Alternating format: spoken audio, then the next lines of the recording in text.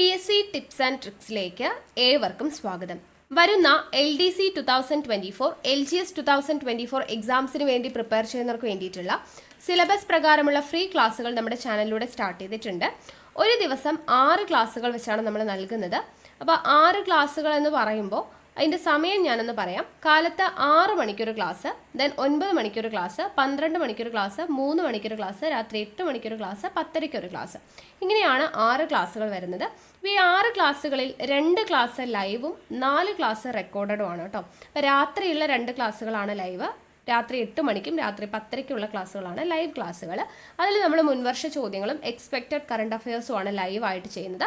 ബാക്കി 4 നമ്മൾ റെക്കോർഡഡ് ക്ലാസ്സുകളാണ്. അതിൽ നമ്മൾ GK portions, English, maths, Malayalam, അതുപോലെ തന്നെ നമ്മുടെ കലാകായികം, സാഹിത്യം എന്ന് പറയുന്ന ഭാഗം, SCRT, NCRT അങ്ങനെയുള്ള പോർഷൻസ് ഒക്കെയാണ് നമ്മൾ കവർ ചെയ്യുന്നത്. ഓക്കെ, അപ്പോൾ മാക്സിമം എല്ലാ ക്ലാസ്സുകളും കണ്ട് പ്രയോജനപ്പെടുത്തുക. തുടക്കക്കാരായിട്ടുള്ള ആളുകളാണെന്നുണ്ടെങ്കിൽ നിങ്ങൾ നമ്മുടെ ടെലഗ്രാം ചാനലിൽ ജോയിൻ ചെയ്യുക. ഞാൻ താഴെ ഡിസ്ക്രിപ്ഷൻ ബോക്സിലും കമൻറ്റ് ബോക്സിൽ ഫസ്റ്റ് കമൻറ്റായിട്ടും ലിങ്ക് കൊടുത്തേക്കാം. ടെലഗ്രാമിൽ ജോയിൻ ചെയ്തിട്ട് തുടക്കം മുതൽ ക്ലാസ്സുകൾ കണ്ടുവരിക. അപ്പോഴാണ് നിങ്ങൾക്ക് അതിൻ്റെ ഒരു കണ്ടിന്യൂഷൻ കിട്ടത്തുള്ളൂ. അപ്പോൾ നിങ്ങൾ തുടക്കം മുതൽ കാണാനായിട്ട് നമ്മൾ ഏകദേശം ഒരു ഫെബ്രുവരി 10 കൂടിയിട്ടാണ് ക്ലാസ് സ്റ്റാർട്ട് ചെയ്തിട്ടുള്ളത്. അപ്പോൾ ആ ഒരു ക്ലാസ് തൊട്ട് നിങ്ങൾ ഇങ്ങോട്ട് കണ്ടുവരിക. ചെറിയ ക്ലാസ്സുകളാണ് കേട്ടോ, അധികം സമയമൊന്നും ഇല്ലാത്ത ക്ലാസ്സുകളാണ് നമ്മൾ തുടക്കത്തിലൊക്കെ ചെയ്തിട്ടുള്ളത്. അപ്പോൾ അതൊക്കെ കണ്ടുവന്നതിന് ശേഷം നമ്മുടെ കൂട്ടത്തിൽ വരാനായിട്ട് ശ്രമിക്കുക. പിന്നെ ക്ലാസ് കാണുമ്പോൾ നോട്ട്സ് തയ്യാറാക്കിയിട്ട് പഠിക്കുക. റിവിഷൻ സമയത്ത് അതായിരിക്കണം നിങ്ങൾ പ്രയോജനപ്പെടുത്തേണ്ടത്. പിന്നെ നമ്മൾ ഡെയിലി ക്ലാസ്സുകൾ ഇങ്ങനെ കൊടുക്കുന്നു എന്ന് മാത്രമല്ല, ആഴ്ചയിൽ ഒരു ദിവസം, ഇപ്പോൾ ശനിയാഴ്ച രാത്രി 8 മണിക്ക് നമ്മൾ ഒരാഴ്ച പഠിച്ച കാര്യങ്ങളുടെ പരീക്ഷ നമ്മൾ ചെയ്യും. അതേപോലെ തന്നെ മാസത്തിൽ ഒരു ദിവസവും ഇതുപോലെ ഒരു മാസം പഠിച്ച കാര്യങ്ങളുടെ പരീക്ഷ ചെയ്യുന്നുണ്ട്. അപ്പോൾ കൃത്യമായിട്ട് റിവിഷനും PYQ ഡിസ്കഷനും എക്സാമും എല്ലാം കൂടെ നമ്മൾ സിസ്റ്റമാറ്റിക് ആയിട്ടാണ് പോകുന്നത്. അപ്പോൾ കൃത്യമായിട്ട് ഫോളോ ചെയ്ത് കഴിഞ്ഞാൽ നിങ്ങൾക്ക് നല്ലൊരു വിജയത്തിലോട്ട് എത്താൻ വേണ്ടി പറ്റും. ഓക്കെ, അപ്പോൾ നമുക്ക് എന്തായാലും ഇന്നത്തെ ക്ലാസ്സിലോട്ട് കടക്കാം. ആദ്യമേ തന്നെ കേരളത്തിലെ നദികളെക്കുറിച്ച് പറയുന്നതിന് മുന്നേ നദികളെക്കുറിച്ചുള്ള പഠനം അറിയപ്പെടുന്ന പേരെന്താണ് ഒന്ന് ഓർത്തു വെക്കണം.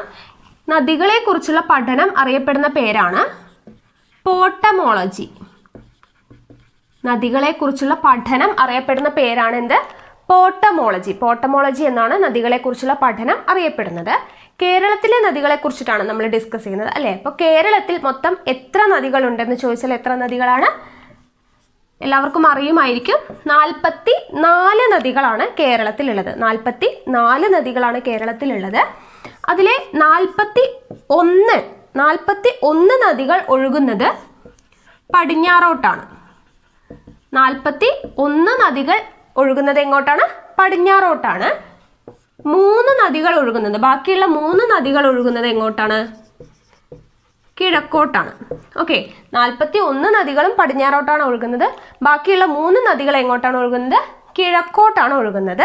ഈ പറയുന്ന ഓരോ പോയിന്റ്സും നിങ്ങളൊന്ന് ജസ്റ്റ് ഒരു പെന്ന് നോട്ട് എടുത്തിട്ട് നോട്ട് ചെയ്ത് വെക്കുക. നിങ്ങൾക്ക് എന്തായാലും എക്സാമിന് പോകുമ്പോൾ യൂസ്ഫുൾ ആയിരിക്കും നോക്കാനായിട്ട്. അപ്പോൾ എന്തായാലും ഒന്ന് എഴുതിയും കൂടെ വെക്കുകയാണെങ്കിൽ ഈസി ആയിട്ട് പഠിച്ചെടുക്കാൻ സാധിക്കും. അപ്പം നമുക്ക് നോക്കാം.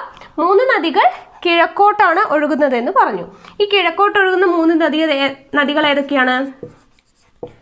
കബനി, ഭവാനി, പാമ്പാർ. ഈ 3 നദികളാണ് എങ്ങോട്ട് ഒഴുകുന്നത്? കിഴക്കോട്ട് ഒഴുകുന്നത്. ഈ നദികളുടെ പ്രത്യേകത എന്താണ്? ഈ നദികൾ പോയി ചേരുന്നത് എവിടെയാണ്? പതിക്കുന്നത് കാവേരി നദിയിലാണ്. അതായത് കാവേരി നദിയുടെ പോഷക നദികളാണ് ഈ 3 എണ്ണം. ഓക്കെ, ഈ 3 നദികളും എന്താണ്? കാവേരി നദിയുടെ പോഷക നദികളാണ്. ഓക്കെ ആണല്ലോ? അപ്പൊ എന്തൊക്കെയാണ് പറഞ്ഞത്? നദികളെ കുറിച്ചുള്ള പഠനം അറിയപ്പെടുന്ന പേരെന്താണ് എന്ന് ചോദിച്ചാൽ എന്താണ്? പോട്ടമോളജി. നദികളെ കുറിച്ചുള്ള പഠനം അറിയപ്പെടുന്ന പേരാണ് പോട്ടമോളജി. കേരളത്തിലാകെ 44 നദികളാണ് ഉള്ളത്. അതിൽ 41 എണ്ണം പടിഞ്ഞാറോട്ട് ഒഴുകുന്നവയാണ്, 3 എണ്ണം കിഴക്കോട്ട് ഒഴുകുന്നവയാണ്. ഏതൊക്കെയാണ് 3 എണ്ണം? കബനി, ഭവാനി, പാമ്പാർ. ഈ 3 നദികളാണ് കിഴക്കോട്ട് ഒഴുകുന്നത്. അത് ഈ 3 നദികളും എന്തിൻ്റെ പോഷക നദികളാണ്? കാവേരി നദിയുടെ പോഷക നദികളാണ് ഈ കിഴക്കോട്ട് ഒഴുകുന്ന 3 നദികൾ, കബനി, ഭവാനി, പാമ്പാർ എന്ന് പറയുന്നത്. ഇനി നമുക്ക് ഓരോ നദികളെ പറ്റിയിട്ട് ഡീറ്റെയിൽ ആയിട്ട് പഠിക്കാം. നമ്മൾ മൊത്തം 44 നദികളെ പഠിക്കേണ്ട കാര്യമില്ല. അതിൽ ഇമ്പോർട്ടൻ്റ് ആയിട്ട് എക്സാമിൽ ചോദിക്കുന്ന നമുക്ക് ഡീറ്റെയിൽ ആയിട്ട് പഠിക്കേണ്ട കുറച്ച് നദികളുണ്ട്. അത് ഏതൊക്കെയാണെന്ന് നമുക്ക് നോക്കാം. ആദ്യത്തെ നദി എന്ന് പറയുന്നത് പെരിയാർ. പെരിയാറിനെ പറ്റിയിട്ട് നോക്കാം. പെരിയാറിനെ കുറിച്ച് പറയുകയാണെങ്കിൽ ഏറ്റവും വലിയ നദി, കേരളത്തിലെ ഏറ്റവും വലിയ നദി, അതുപോലെ തന്നെ ഏറ്റവും നീളം കൂടിയ നദിയാണ് എന്ത്? പെരിയാർ. ഓക്കെ, അപ്പോൾ കേരളത്തിലെ ഏറ്റവും വലിയ നദി ഏതാണ് എന്ന് ചോദിച്ചാലും അതുപോലെ തന്നെ ഏറ്റവും നീളം കൂടിയ നദി ഏതാണെന്ന് ചോദിച്ചാലും ഏത് തന്നെയാണ്? പെരിയാറാണ്. ഏറ്റവും വലിയ നദിയാണ്, ഏറ്റവും നീളം കൂടിയ നദിയാണ് പെരിയാർ. അതുപോലെ പെരിയാറിന്റെ ദൈർഘ്യം പഠിച്ചു വെക്കണം. 244 കിലോമീറ്റർ ആണ് പെരിയാറിന്റെ ദൈർഘ്യം എന്ന് പറയുന്നത്. പെരിയാറിന്റെ ദൈർഘ്യം എത്രയാണ്? 244 കിലോമീറ്റർ ആണ്. അതുപോലെ പെരിയാറിന്റെ ഉത്ഭവം എവിടെ നിന്നാണെന്ന് ചോദിച്ചാൽ ശിവഗിരി മല, ഇടുക്കി ജില്ലയിലെ ശിവഗിരി മലയിൽ നിന്നാണ് പെരിയാർ നദി ഉത്ഭവിക്കുന്നത്. അപ്പൊ ഏറ്റവും വലിയ നദിയാണ്, ഏറ്റവും നീളം കൂടിയ നദിയാണ്. ദൈർഘ്യം എത്രയാണ്? 244 കിലോമീറ്റർ ആണ് പെരിയാറിന്റെ ദൈർഘ്യം എന്ന് പറയുന്നത്. പെരിയാറിന്റെ ഉത്ഭവം ഇടുക്കി ജില്ലയിലെ ശിവഗിരി മലയിൽ നിന്നാണ്. ഇനി പെരിയാർ ഒഴുകുന്ന ജില്ലകൾ, പെരിയാർ ഏതൊക്കെ ജില്ലകളിലൂടെയാണ് കടന്നു പോകുന്നത് എന്ന് ചോദിച്ചാൽ ഇടുക്കി ജില്ലയിലൂടെയും അതുപോലെ തന്നെ എറണാകുളം ജില്ലയിലൂടെയുമാണ് പെരിയാർ ഒഴുകുന്നത്. പെരിയാർ കടന്നു പോകുന്ന ജില്ലകൾ ഏതൊക്കെയാണെന്ന് ചോദിച്ചാൽ ഏതാണ്? ഇടുക്കി, എറണാകുളം എന്നീ ജില്ലകളിലൂടെയാണ് പെരിയാർ നദി കടന്നു പോകുന്നത്. ഇനി നമ്മൾ ഇത്രയും പോയിന്റ്സ് പറഞ്ഞു. ഇനി കുറെ കാര്യങ്ങൾ ഓർക്കാനുണ്ട്. അതായത് ഏറ്റവും കൂടുതൽ ജലം വഹിക്കുന്ന നദി, ഓക്കെ, ഏറ്റവും കൂടുതൽ ജലം വഹിക്കുന്ന നദി, അതുപോലെ തന്നെ കേരളത്തിന്റെ ജീവരേഖ എന്നറിയപ്പെടുന്നത്. ഏറ്റവും കൂടുതൽ ജലം വഹിക്കുന്ന നദി, അതുപോലെ തന്നെ കേരളത്തിന്റെ ജീവരേഖ എന്നറിയപ്പെടുന്ന നദി, അതുപോലെ ഏറ്റവും കൂടുതൽ അണക്കെട്ടുകൾ സ്ഥാപിച്ചിരിക്കുന്ന നദി, ഏറ്റവും കൂടുതൽ അണക്കെട്ടുകൾ സ്ഥാപിച്ചിരിക്കുന്ന നദി, അതുപോലെ ഏറ്റവും കൂടുതൽ ജലവൈദ്യുത പദ്ധതികൾ ഉള്ള നദി, ഏറ്റവും കൂടുതൽ ജലവൈദ്യുത പദ്ധതികളുള്ള നദി, അതുപോലെ തന്നെ ഏറ്റവും കൂടുതൽ പോഷക നദികളുള്ള നദി ഏതാണെന്ന് ചോദിച്ചാലും ഇതൊക്കെ ചോദിച്ചാൽ ആൻസർ എന്ത് തന്നെയാണ്? പെരിയാർ തന്നെയാണ്. അപ്പൊ എന്തൊക്കെയാണ് പോയിന്റ്സ് ഓർത്ത് വെക്കേണ്ടത്? ഏറ്റവും കൂടുതൽ ജലം വഹിക്കുന്ന നദി, ആദ്യം ഓർക്കേണ്ട പോയിന്റ് ഏറ്റവും വലിയ നദിയാണ്, ഏറ്റവും നീളം കൂടിയ നദിയാണ്, ഏറ്റവും കൂടുതൽ ജലം വഹിക്കുന്ന നദിയാണ്, കേരളത്തിന്റെ ജീവരേഖ എന്നറിയപ്പെടുന്ന നദി ഏതാണെന്ന് ചോദിച്ചാൽ പെരിയാറാണ്. അതുപോലെ അണക്കെട്ടുകൾ, ഏറ്റവും കൂടുതൽ അണക്കെട്ടുകൾ സ്ഥാപിച്ചിരിക്കുന്ന നദിയാണ് പെരിയാർ. ഏറ്റവും കൂടുതൽ ജലവൈദ്യുത പദ്ധതികളുള്ള നദി ഏതാണെന്ന് ചോദിച്ചാലും ഏത് തന്നെയാണ്? പെരിയാർ തന്നെയാണ്. അതുപോലെ ഏറ്റവും കൂടുതൽ പോഷക നദികളുള്ള നദി ഏതാണെന്ന് ചോദിച്ചാലും ഏത് തന്നെയാണ്? പെരിയാർ തന്നെയാണ്. അപ്പൊ ഇത്രയും പോയിന്റ്സ് ഒന്ന് ഓർത്ത് വെക്കുക. ഏറ്റവും വലിയ നദി, നീളം കൂടിയ നദി, ദൈർഘ്യം ഓർത്ത് വെക്കുക 244 കിലോമീറ്റർ, ഉത്ഭവം ശിവഗിരി മല, ഇടുക്കി, എറണാകുളം എന്നീ ജില്ലകളിലൂടെയാണ് കടന്നു പോകുന്നത്. ഇത്രയും കാര്യങ്ങൾ, ഏറ്റവും കൂടുതൽ ജലം വഹിക്കുന്നു, കേരളത്തിന്റെ ജീവരേഖ, ഏറ്റവും കൂടുതൽ അണക്കെട്ടുകൾ, ഏറ്റവും കൂടുതൽ ജലവൈദ്യുത പദ്ധതികൾ, ഏറ്റവും കൂടുതൽ പോഷക നദികൾ എന്നിവയുള്ള നദി ഏതാണെന്ന് ചോദിച്ചാൽ ഏതാണ് ആൻസർ? പെരിയാർ തന്നെയാണ്. ഇനി അടുത്തത് പറയുന്നത് പെരിയാർ അറിയപ്പെടുന്ന പേരുകളാണ്. പെരിയാർ ഒരുപാട് പേരുകളിൽ അറിയപ്പെടുന്നുണ്ട്. എന്തൊക്കെയാണെന്ന് നോക്കാം. പെരിയാറിന്റെ പ്രാചീന നാമം, പ്രാചീന കാലത്ത് അറിയപ്പെട്ടിരുന്ന പേര് എന്താണെന്ന് ചോദിച്ചാൽ പെരിയാറിന്റെ പ്രാചീന നാമമാണ് ചൂർണി. ചൂർണി എന്നാണ് പെരിയാർ പ്രാചീന കാലത്ത് അറിയപ്പെട്ടിരുന്നത്. പിന്നെയുള്ള പേരെന്ന് പറയുന്നത് ആലുവാപ്പുഴ, ആലുവാപ്പുഴ എന്നറിയപ്പെടുന്നു. അതുപോലെ കാലടിപ്പുഴ എന്നൊക്കെ അറിയപ്പെടുന്നത് എന്താ തന്നെയാണ്? പെരിയാർ തന്നെയാണ്. പെരിയാർ അറിയപ്പെടുന്ന പേര് പ്രാചീന നാമമാണ് ചൂർണി. അതുപോലെ ആലുവാപ്പുഴ, കാലടിപ്പുഴ എന്നിങ്ങനെയൊക്കെ അറിയപ്പെടുന്നത് എന്താണ്? പെരിയാർ നദിയാണ്. അതുപോലെ ശങ്കരാചാര്യർ പെരിയാറിനെ വിശേഷിപ്പിച്ച പേരാണ് പൂർണ്ണ. ശങ്കരാചാര്യർ പെരിയാറിനെ വിശേഷിപ്പിച്ച പേരാണ്, ശങ്കരാചാര്യർ പെരിയാറിനെ വിശേഷിപ്പിച്ച പേരെന്താണെന്ന് ചോദിച്ചാൽ എന്താണ്? പൂർണ്ണ എന്നാണ്. ശങ്കരാചാര്യരെ പറ്റി പറയുമ്പോൾ ശങ്കരാചാര്യരുടെ ജന്മസ്ഥലമായ കാലടി എവിടെയാണ്? പെരിയാറിന്റെ തീരത്താണ്. ഓക്കെ, അപ്പോൾ ശങ്കരാചാര്യരുടെ ജന്മസ്ഥലമായ കാലടി സ്ഥിതി ചെയ്യുന്നത് എവിടെയാണ്? പെരിയാറിന്റെ തീരത്താണ്. ഓക്കെ ആണല്ലോ. അപ്പോൾ ഇത്രയും പേരുകൾ ഓർത്ത് വയ്ക്കുക. ചൂർണി, ആലുവാപ്പുഴ, കാലടിപ്പുഴ, പൂർണ്ണ. ശങ്കരാചാര്യർ വിശേഷിപ്പിച്ച പേരാണ് പൂർണ്ണ. ഇനി അതുപോലെ ഏറ്റവും കൂടുതൽ ജലവൈദ്യുത പദ്ധതികളുള്ള നദിയാണ് പെരിയാർ നദി എന്ന് പറഞ്ഞു. ഏതൊക്കെ ജലവൈദ്യുത പദ്ധതികളാണ് ഇവിടെ സ്ഥിതി ചെയ്യുന്നതെന്ന് ചോദിച്ചാൽ പള്ളിവാസൽ, ചെങ്കുളം, പള്ളിവാസൽ ജലവൈദ്യുത പദ്ധതി, ചെങ്കുളം ജലവൈദ്യുത പദ്ധതി, പന്നിയാർ ജലവൈദ്യുത പദ്ധതി, അതുപോലെ നേര്യമംഗലം, ലോവർ പെരിയാർ എന്നിങ്ങനെയുള്ള ജലവൈദ്യുത പദ്ധതികളൊക്കെ സ്ഥിതി ചെയ്യുന്നത് എവിടെയാണ്? പെരിയാർ നദിയിലാണ്. അപ്പോൾ പെരിയാർ നദിയിൽ സ്ഥിതി ചെയ്യുന്ന ജലവൈദ്യുത പദ്ധതികൾ ഏതൊക്കെയാണെന്ന് ചോദിച്ചാൽ പള്ളിവാസൽ, ചെങ്കുളം, പന്നിയാർ, നേര്യമംഗലം, ലോവർ പെരിയാർ എന്നിങ്ങനെയുള്ള ജലവൈദ്യുത പദ്ധതികളൊക്കെ സ്ഥിതി ചെയ്യുന്നത് എവിടെയാണ്? പെരിയാർ നദിയിലാണ്. ഇനി പെരിയാർ നദിയിൽ സ്ഥിതി ചെയ്യുന്ന വന്യജീവി സങ്കേതങ്ങൾ ഏതൊക്കെയാണെന്ന് ചോദിച്ചാൽ തേക്കടി വന്യജീവി സങ്കേതം അഥവാ പെരിയാർ വന്യജീവി സങ്കേതത്തിന്റെ വേറൊരു പേരാണ് തേക്കടി വന്യജീവി സങ്കേതം. അതുപോലെ തന്നെ തട്ടേക്കാട് വന്യജീവി സങ്കേതം സ്ഥിതി ചെയ്യുന്നതും എവിടെ തന്നെയാണ്? പെരിയാർ നദിയിൽ തന്നെയാണ്. ഓക്കെ ആണല്ലോ. അപ്പൊ ഇത്രയും കാര്യങ്ങളൊന്ന് ഓർത്ത് വെക്കുക. പ്രാചീന നാമം ചൂർണി എന്നുള്ളതാണ്. അതുപോലെ ആലുവ പുഴ കാലടിപ്പുഴ എന്നറിയപ്പെടുന്നു. പൂർണ്ണ, ശങ്കരാചാര്യർ പെരിയാറിനെ വിശേഷിപ്പിച്ച പേരാണ് പൂർണ്ണ എന്ന് പറയുന്നത്. ശങ്കരാചാര്യരുടെ ജന്മസ്ഥലമായ കാലടി സ്ഥിതി ചെയ്യുന്നത് എവിടെ തന്നെയാണ്? പെരിയാറിന്റെ തീരത്തു തന്നെയാണ്. അതുപോലെ പള്ളിവാസൽ, ചെങ്കുളം, പന്നിയാർ, നേര്യമംഗലം, ലോവർ പെരിയാർ എന്നീ ജലവൈദ്യുത പദ്ധതികൾ സ്ഥിതി ചെയ്യുന്നത് എവിടെയാണ്? പെരിയാർ നദിയിലാണ്. അതുപോലെ തേക്കടി, തട്ടേക്കാട് എന്നീ വന്യജീവി സങ്കേതങ്ങളും പെരിയാർ നദിയിലാണ്. ഏറ്റവും കൂടുതൽ പോഷക നദികൾ ഉള്ള നദിയാണ് പെരിയാർ എന്ന് പറഞ്ഞു. അപ്പൊ ഏതൊക്കെയാണ് പോഷക നദികൾ എന്ന് നോക്കാം. കോഡ് നോക്കാം. മുതിരയും മുല്ലയും പെരുത്തിഷ്ടമുള്ള കട്ടപ്പ പെരുഞ്ചനെയും കൂട്ടി ചെറുതോണിയിൽ ഇടമലയാറിലേക്ക് പോയി. കുറച്ച് ലെങ്തി ആണെന്ന് തോന്നും, കാര്യമില്ല. ഒരു 1-2 തവണ വായിക്കുകയാണെങ്കിൽ നിങ്ങളുടെ മൈൻഡിൽ എന്തായാലും സെറ്റ് ആവും. പോഷക നദികൾ ഒന്ന് വായിച്ച് പഠിച്ചവർക്കാണെങ്കിൽ ഈസി ആയിട്ട് ഇത് കിട്ടും. അപ്പോൾ എന്തൊക്കെയാണ്? മുതിരയും മുല്ലയും പെരുത്തിഷ്ടമുള്ള കട്ടപ്പ പെരുഞ്ചനെയും കൂട്ടി ചെറുതോണിയിൽ ഇടമലയാറിലേക്ക് പോയി. ഇതാണ് നമ്മുടെ കോഡ് എന്ന് പറയുന്നത്. ഇതിൽ നിന്ന് ഏതൊക്കെ പോഷക നദികളാണ്? മുതിരയും, മുതിര എന്നുള്ളതിൽ നിന്നും മുതിരപ്പുഴ, മുല്ലയും, മുല്ല എന്നുള്ളതിൽ നിന്നും മുല്ലയാർ, പെരുത്തിഷ്ടമുള്ള, ഇതിലെ പെരു എന്നുള്ളതിൽ നിന്ന് നമുക്ക് 2 കാര്യങ്ങൾ ഓർക്കാം. ഒന്ന്, പെരു എന്നുള്ളതിൽ നിന്നും പെരിയാറിന്റെ പോഷക നദിയാണെന്നും കൂടെ ഓർക്കാം. നമുക്ക് ഓരോ നദികളുടെയും പോഷക നദികൾ പഠിക്കാനുണ്ട്.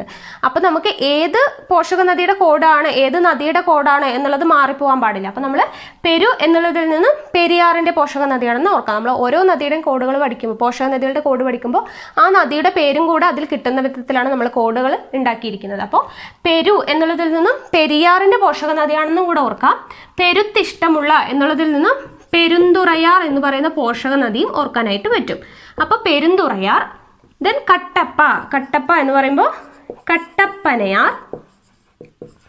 അതുപോലെ പെരുഞ്ചനെയും കൂട്ടി പെരുഞ്ചാൻ കുട്ടിയാർ എന്ന് കിട്ടാൻ വേണ്ടിയിട്ടാണ് പെരുഞ്ചനെയും കൂട്ടി പെരുഞ്ചാൻ കുട്ടിയാർ, പെരുഞ്ചനെയും കൂട്ടി പെരുഞ്ചാൻ കുട്ടിയാർ.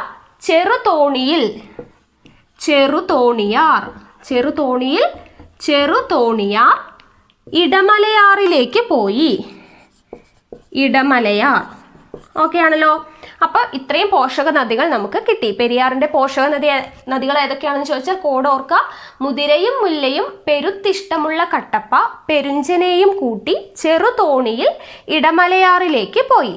ഓക്കെ ആണല്ലോ. അപ്പൊ ഏതൊക്കെയാണ്? മുതിരപ്പുഴ, മുല്ലയാർ, പെരുന്തുറയാർ, കട്ടപ്പനയാർ, പെരുഞ്ചാൻ കുട്ടിയാർ, ചെറുതോണിയാർ, ഇടമലയാർ. അപ്പൊ ഇത്രയുമാണ് പെരിയാറിന്റെ പോഷക നദികൾ എന്ന് പറയുന്നത്. ഇനി ഈ പെരിയാറിന്റെ പോഷക നദിയായിട്ടുള്ള മുല്ലയാർ എന്ന് പറഞ്ഞു. ഈ മുല്ലയാറാണ് പെരിയാറിൽ ആദ്യം വന്ന് പതിക്കുന്ന പോഷക നദി. പെരിയാറിലേക്ക് ആദ്യം വന്ന് പതിക്കുന്ന നദിയാണ് മുല്ലയാർ. അപ്പോൾ ഈ മുല്ലയാറും പെരിയാറും കൂടിയിട്ട് യോജിക്കുന്ന ഈ ഭാഗം, അതായത് സംഗമ സ്ഥാനം അല്ലെ, മുല്ലയാറും പെരിയാറും കൂടിയിട്ട് സംഗമിക്കുന്ന സ്ഥാനത്താണ് എന്തുള്ളത്? അണക്കെട്ട്. ഏത് അണക്കെട്ടാണ്? മുല്ലപ്പെരിയാർ അണക്കെട്ടുള്ളത്. ഓക്കെ. മുല്ലയാറും പെരിയാറും കൂടിയിട്ട് സംഗമിക്കുന്ന അതിന്റെ സംഗമ സ്ഥാനത്താണ്. പെരിയാർ നദിയിലേക്ക് ആദ്യം വന്നെത്തുന്ന പോഷക നദിയാണ് ഏത്? മുല്ലയാറും പെരിയാറും കൂടിയിട്ട് സംഗമിക്കുന്ന സ്ഥാനത്ത് ഉണ്ടാവുന്ന അണക്കെട്ടാണ് ഇത്?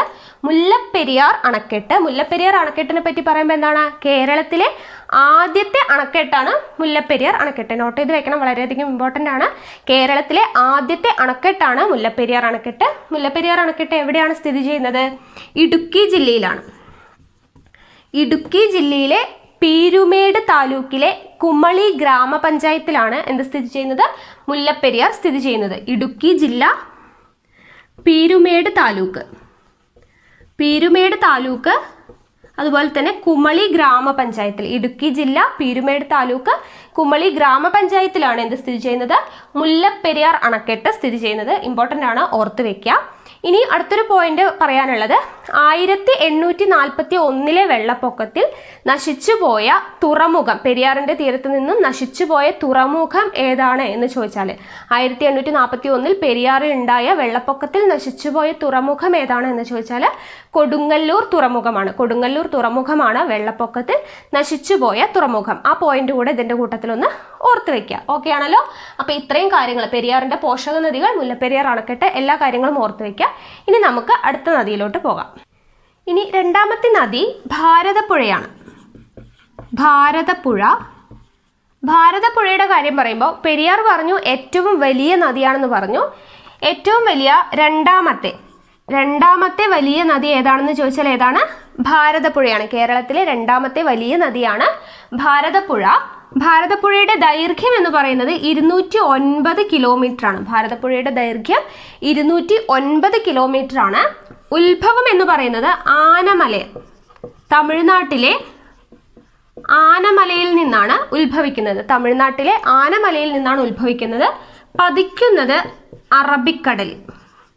പതിക്കുന്നത് എവിടെയാണ്? അറബിക്കടലിലാണ് പതിക്കുന്നത്. അറബിക്കടലിൽ പതിക്കുന്നത് എവിടെ വെച്ചിട്ടാണെന്ന് ചോദിച്ചാൽ പൊന്നാനിയിൽ വെച്ചിട്ടാണ്. ഓക്കെ, അതുകൂടെ ഒന്ന് ഓർത്തേക്കുക. പൊന്നാനിയിൽ വെച്ചിട്ടാണ് അറബിക്കടലിൽ പതിക്കുന്നത്. ഓക്കെ, അപ്പോൾ ആനമലയിൽ നിന്ന്, തമിഴ്നാട്ടിലെ ആനമലയിൽ നിന്നിട്ടാണ് ഉത്ഭവിക്കുന്നത്. അറബിക്കടലിൽ ചെന്ന് പതിക്കുന്നു പൊന്നാനിയിൽ വെച്ചിട്ട്. അപ്പോൾ തമിഴ്നാട്ടിൽ നിന്നും ഉത്ഭവിച്ച് എന്താണ് കേരളത്തിലേക്ക് ഒഴുകുന്ന നദി, തമിഴ്നാട്ടിൽ നിന്നും ഉത്ഭവിച്ച് കേരളത്തിലേക്ക് ഒഴുകുന്ന നദിയാണ് എന്ത്? ഭാരതപ്പുഴ. ആ പോയിന്റ് കൂടെ ഒന്ന് ഓർത്ത് വെക്കുക. തമിഴ്നാട്ടിലെ ആനമലയിൽ നിന്നാണല്ലോ ഉത്ഭവം. അപ്പോൾ തമിഴ്നാട്ടിൽ നിന്ന് ഉത്ഭവിച്ച് കേരളത്തിലേക്ക് എത്തുന്ന നദിയാണ് ഏത്? ഭാരതപ്പുഴ. ഇനി ഏറ്റവും കൂടുതൽ ജലസേചന പദ്ധതികളുള്ള നദി ഏതാണെന്ന് ചോദിച്ചാൽ ഏത് തന്നെയാണ്? ഭാരതപ്പുഴയാണ്. ഏറ്റവും കൂടുതൽ ജലസേചന പദ്ധതി, മാറിപ്പോവരുത്, ജലവൈദ്യുത പദ്ധതികൾ കൂടുതലുള്ളത് പെരിയാറിലാണ്. ജലസേചന പദ്ധതികൾ, ഏറ്റവും കൂടുതൽ ജലസേചന പദ്ധതികളുള്ള നദി ഏതാണെന്ന് ചോദിച്ചാൽ ഏതാണ്? ഭാരതപ്പുഴയാണ്. ഓർത്ത് വയ്ക്കുക. അപ്പോൾ രണ്ടാമത്തെ വലിയ നദി, കേരളത്തിലെ രണ്ടാമത്തെ വലിയ നദിയാണ്. ദൈർഘ്യം 209 കിലോമീറ്റർ. ഉത്ഭവിക്കുന്നത് ആനമലയിൽ നിന്ന്, തമിഴ്നാട്ടിലെ ആനമലയിൽ നിന്നാണ് ഉത്ഭവിക്കുന്നത്. അറബിക്കടലിലാണ് പതിക്കുന്നത്. എവിടെ വെച്ചിട്ടാണ്? പൊന്നാനിയിൽ വെച്ചിട്ട്. തമിഴ്നാട്ടിൽ നിന്നും ഉത്ഭവിച്ച് കേരളത്തിലേക്ക് ഒഴുകുന്ന നദിയാണ്. അതുപോലെ തന്നെ ഏറ്റവും കൂടുതൽ ജലസേചന പദ്ധതികളുള്ള നദിയാണ്. അതുപോലെ തന്നെ മറ്റൊരു പോയിന്റാണ്, പാലക്കാട്ട് ചുരത്തിലൂടെ ഒഴുകുന്ന നദി ഏതാണെന്ന് ചോദിച്ചാലും ഏത് തന്നെയാണ്? ഭാരതപ്പുഴ തന്നെയാണ്. പാലക്കാട്ട് ചുരത്തിലൂടെ ഒഴുകുന്ന നദിയാണ് എന്ത്? ഭാരതപ്പുഴ. അപ്പൊ ഇത്രയും കാര്യങ്ങളൊന്ന് ഓർത്ത് വെക്കാം. ഇനി ഭാരതപ്പുഴ ഒഴുകുന്ന ജില്ലകൾ ഏതൊക്കെയാണെന്ന് ചോദിച്ചാൽ, ഭാരതപ്പുഴ ഒഴുകുന്ന ജില്ലകൾ ഏതൊക്കെയാണെന്ന് ചോദിച്ചാൽ തൃശ്ശൂർ, പാലക്കാട്, മലപ്പുറം എന്നീ ജില്ലകളിലൂടെയാണ് എന്തൊഴുകുന്നത്? ഭാരതപ്പുഴ ഒഴുകുന്നത്. തൃശ്ശൂർ, പാലക്കാട്, മലപ്പുറം എന്നീ ജില്ലകളിലൂടെയാണ്. ഓർത്ത് വയ്ക്കുക, തൃപ്പാമല എന്ന് ഓർത്ത് വയ്ക്കുക. തൃപ്പാമല, തൃശ്ശൂർ, പാലക്കാട്, മലപ്പുറം എന്നീ ജില്ലകളിലൂടെയാണ് ഭാരതപ്പുഴ ഒഴുകുന്നത്. ഇനി ഭാരതപ്പുഴയുടെ പേരുകൾ എന്തൊക്കെയാണെന്ന് ചോദിച്ചാൽ, ഭാരതപ്പുഴ പ്രാചീന കാലത്ത് അറിയപ്പെട്ടിരുന്നത്, പ്രാചീന നാമം എന്ന് പറയുന്നത് പേരാറാണ്. പ്രാചീന നാമം പേരാർ. അതുപോലെ അറിയപ്പെടുന്ന മറ്റു പേരുകളാണ് പൊന്നാനിപ്പുഴ, കുറ്റിപ്പുറം പുഴ, അതുപോലെ കേരളത്തിൻ്റെ ഗംഗ, കേരളത്തിൻ്റെ നൈൽ, അതുപോലെ നിള എന്നറിയപ്പെടുന്നുണ്ട്. അതുപോലെ ശോകനാശിനി പുഴ, ഇങ്ങനെയൊക്കെ അറിയപ്പെടുന്നത് എന്താണ്? ഭാരതപ്പുഴയാണ്. അപ്പം ഭാരതപ്പുഴയുടെ പേരുകളാണ്. പ്രാചീന നാമം എന്തായിരുന്നു? പേരാർ. പ്രാചീന നാമം അറിയപ്പെടുന്നത് പേരാർ എന്നാണ്. മറ്റു പേരുകളാണ് പൊന്നാനിപ്പുഴ, കുറ്റിപ്പുറം പുഴ, കേരളത്തിൻ്റെ ഗംഗ, കേരളത്തിൻ്റെ നൈൽ, അതുപോലെ നിള, ശോകനാശിനി പുഴ, ഇങ്ങനെയൊക്കെ അറിയപ്പെടുന്നത് ഭാരതപ്പുഴയാണ്. ശോകനാശിനി പുഴ എന്ന് ഭാരതപ്പുഴയെ വിശേഷിപ്പിച്ചത് എഴുത്തച്ഛനാണ് ശോകനാശിനി പുഴ എന്ന് വിശേഷിപ്പിച്ചത്. ഇനി നിളയുടെ കാര്യം പറയുകയാണെങ്കിൽ, നിളയുടെ കഥാകാരൻ എന്നറിയപ്പെടുന്നത് MT വാസുദേവൻ നായരാണ്. MT വാസുദേവൻ നായരാണ് നിളയുടെ കഥാകാരൻ എന്നറിയപ്പെടുന്നത്. അതുപോലെ നിളയുടെ കവി എന്നറിയപ്പെടുന്നത് P കുഞ്ഞിരാമൻ നായരാണ്. P കുഞ്ഞിരാമൻ നായരാണ് നിളയുടെ കവി എന്ന് അറിയപ്പെടുന്നത്. ഇനി മറ്റൊരു പ്രധാനപ്പെട്ട പോയിന്റാണ് കേരള കലാമണ്ഡലം സ്ഥിതി ചെയ്യുന്ന ചെറുതുരുത്തി. ചെറുതുരുത്തി എവിടെയാണ്? ഭാരതപ്പുഴയുടെ തീരത്താണ് സ്ഥിതി ചെയ്യുന്നത്. ചെറുതുരുത്തി സ്ഥിതി ചെയ്യുന്നത് ഭാരതപ്പുഴയുടെ തീരത്താണ്. അതുപോലെ തന്നെ 12 വർഷത്തിലൊരിക്കൽ നടക്കുന്ന മാമാങ്കം, മാമാങ്കം നടക്കുന്ന തിരുനാവായ എവിടെയാണ്? ഭാരതപ്പുഴയുടെ തീരത്താണ്. ഈ കാര്യങ്ങളോട് ഒന്ന് ഓർത്ത് വയ്ക്കുക. അപ്പോൾ എന്തൊക്കെയാണ് പറഞ്ഞത്? ഭാരതപ്പുഴ ഒഴുകുന്ന ജില്ലകൾ ഏതൊക്കെയാണെന്ന് ചോദിച്ചാൽ തൃശ്ശൂർ, പാലക്കാട്, മലപ്പുറം, തൃപ്പാമല എന്ന് ഓർത്ത് വയ്ക്കുക. ഇനി പേരുകൾ എന്തൊക്കെയാണ്? പ്രാചീന നാമം അറിയപ്പെടുന്നത് പേരാർ എന്നാണ്. അതുപോലെ പൊന്നാനിപ്പുഴ, കുറ്റിപ്പുറം പുഴ, കേരളത്തിന്റെ ഗംഗ, കേരളത്തിന്റെ നൈൽ, നിള, ശോകനാശിനി പുഴ എന്നൊക്കെ ആരാണ് അറിയപ്പെടുന്നത്? ഭാരതപ്പുഴയാണ്. അതിൽ ശോകനാശിനി പുഴ എന്ന് വിശേഷിപ്പിച്ചത് എഴുത്തച്ഛനാണ്. നിള എന്ന് പറയുമ്പോൾ നിളയുടെ കഥാകാരൻ എന്നറിയപ്പെടുന്നത് MT വാസുദേവൻ നായരും നിളയുടെ കവി എന്നറിയപ്പെടുന്നത് P കുഞ്ഞിരാമൻ നായരുമാണ്. ഇനി നമുക്ക് പോഷക നദികൾ ഏതൊക്കെയാണെന്ന് നോക്കാം. ഇവിടെ നോക്കാം, ഭാരതപ്പുഴയുടെ പോഷക നദികളുടെ കോഡ്: കണ്ണാടി നോക്കി തൂത്തുകൊണ്ടിരുന്ന ഗായത്രി കാൽ വഴുതി ഭാരതപ്പുഴയിൽ വീണു. എന്താണ്? കണ്ണാടി നോക്കി തൂത്തുകൊണ്ടിരുന്ന ഗായത്രി കാൽ വഴുതി ഭാരതപ്പുഴയിൽ വീണു. ഇതിലെ ഭാരതപ്പുഴയിൽ എന്നുള്ളതിൽ നിന്നും ഭാരതപ്പുഴയുടെ പോഷക നദിയാണ് നമ്മൾ പറയാൻ പോകുന്നതെന്ന് മനസ്സിലാക്കാനായിട്ട് പറ്റും. പിന്നെ ഏതൊക്കെയാണ് പോഷക നദികൾ? കണ്ണാടി എന്നുള്ളതിൽ നിന്നും കണ്ണാടിപ്പുഴ, തൂത്തു എന്നുള്ളതിൽ നിന്നും തൂതപ്പുഴ, ഗായത്രി എന്നുള്ളതിൽ നിന്നും ഗായത്രിപ്പുഴ, അതുപോലെ കാൽ എന്നുള്ളതിൽ നിന്നും കൽപ്പാത്തിപ്പുഴ. ആണല്ലോ. അപ്പോൾ ഏതൊക്കെയാണ്?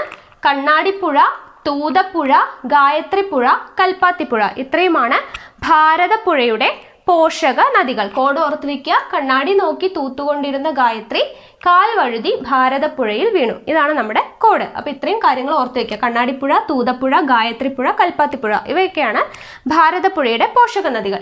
ഇതിലെ തൂതപ്പുഴ എന്ന് പറയുന്നത് സൈലന്റ് വാലിയിൽ നിന്നും ഉത്ഭവിക്കുന്ന നദിയാണ് തൂതപ്പുഴ. എന്താണ്? സൈലന്റ് വാലിയിൽ നിന്നും ഉത്ഭവിക്കുന്ന നദിയാണ് തൂതപ്പുഴ. തൂതപ്പുഴ ഉത്ഭവിക്കുന്നത് സൈലന്റ് വാലിയിൽ നിന്നാണ് തൂതപ്പുഴ ഉത്ഭവിക്കുന്നത്. അപ്പോൾ സൈലന്റ് വാലിയിലൂടെ ഒഴുകുന്ന നദി ഏതാണെന്ന് ചോദിച്ചാൽ ഏതാണ്?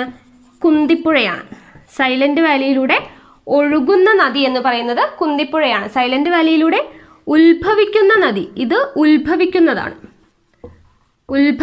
നദിയാണ്. കുന്തിപ്പുഴ എന്ന് പറയുമ്പോൾ സൈലന്റ് വാലിയിലൂടെ